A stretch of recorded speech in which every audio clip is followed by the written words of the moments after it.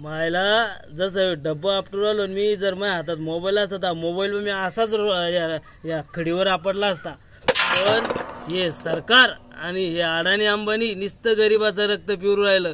अरे एकीकडं काय तर महिलाच्या खात्यावर लाडकी बहीण योजना अंतर्गत 1500 रुपये खात्यावर जमा होणार आहे. सगळ्याचं ध्यान त्या महिला लाडकी बहीण योजनेकडे केंद्रित केलं. आणि एकीकडं 50 रुपयानं मोबाईलचं रिचार्जचे दर आणि घरगुती लाईट बिल या ठिकाणी वाढवण्याचं काम हे केंद्र सरकार, राज्य सरकार आणि अडाणी अंबानी करत आहे. अरे 240 रुपयाचं रिचार्ज डायरेक्ट 300 रुपयाला झालं. अरे एका रिचार्ज माग 60 रुपयानं वाढ या ठिकाणी या अडाणी अंबानीनं व केंद्र सरकार, राज्य सरकारने केलेले आहे. अरे शेतकऱ्यांच्या मालाला भावनी, जर शेतकऱ्यांचा मालाचा भाव जर ठरवायचा असेल तर या लोकांना 50 ठिकाणी विचारपूस करून या ठिकाणी त्या शेतकऱ्याच्या मालाचा भाव वाढवावे लागते. आणि हे रातातून निर्णय घेतात. अरे 60 रुपयानं एका रिचार्ज मग 60 रुपये वाढ म्हणजे किती फसवणूक. आणि हे सरकार अजून त्या अडाणी अंबानीला मोठं करू राहिलं. काय तर याला नंबर जोडा, त्या खात्याला नंबर जोडा, मोबाईल नंबर फिक्स पाहिजे.